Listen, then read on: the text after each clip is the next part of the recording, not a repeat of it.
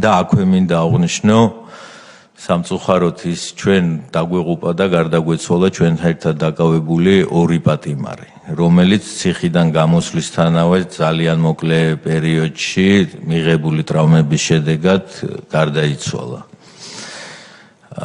ერთ-ერთი ჩვენი მეგობარი იყო და არის დღესაც მასე ჯემალ სურამელაშვილი, რომელიც ჩვენ რომ მანქანებში გადაგვანაწილეს, რატო მაინდა-მაინც მაგასთან მოინდომეს ასეთი ანგარიშსწორება მე ჩემთვის გაუგებარი იყო, მაგრამ ჯემალი ჩააბეს მანქანაზე და ათრიეს. ანუ უყურებდით ამას, ანუ მთელი ეს გზა ათრიეს და აბსოლუტურად საშინელ დღეში იყო. რომელი მთელი ეს გზა?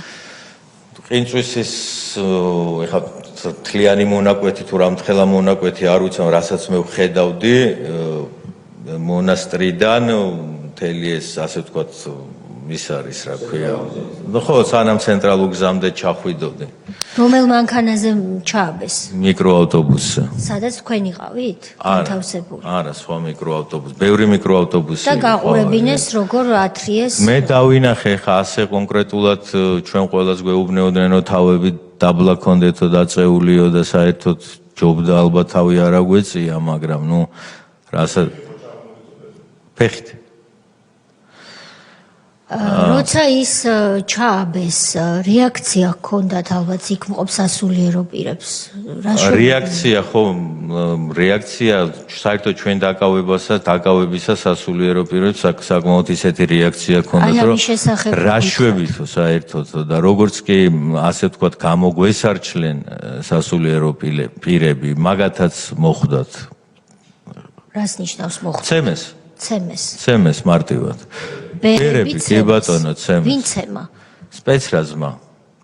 კარდავაც კონკრეტულად ვინ ურწყავდა მაშინ არ მიმიქცევია, იმიტომ რომ ერთადერთი კარდავა და კიდე ერთი ადამიანი იყო სახის მასკის გარეშე. დანარჩენი ყველა ნიღბებში იყვნენ და თქვენი თვალით დაინახეთ რომ ბერები ცემა სპეცრაზმა. ყველამ დავინახეთ, კი ბატონო, ყველამ დავინახეთ. დაზიანებები მიიღეს ისე ცემეს თუ როგორ ცემეს? ნუ არა ესეთი უმოწყალოდ არ უცემიათ, მაგრამ ნუ ურტყეს ყველა და ყველა ძირს დაყარეს რა ცემის შედეგად. როცა ჩამოხვედით ცენტრალურ გზაზე, ბატონი ჯემალი ცოცხალი იყო ამ დროს?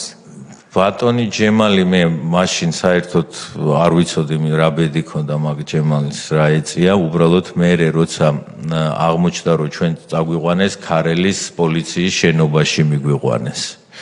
ჯემალი იქ იდგა, თუ მაგას დგომა შეიძლება, ნუ რაღაც აყუდებული იყო, ასე ჩამწკრივებულები იყვნენ ბიჭები.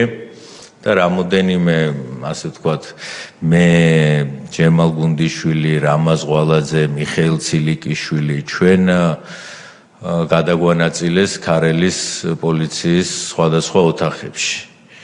და იქ ნახეთ რომ ეს მანქანაზე გამომული არა ის იქ ეთყობა სადღაც გზაში მოხსნეს და არ ქონდა დაზიანებები? როგორ არ ქონდა უამრავი? სხეულზე. სხეულზე, თავზე, ზურგზე და მხრებზე. გასაგებ.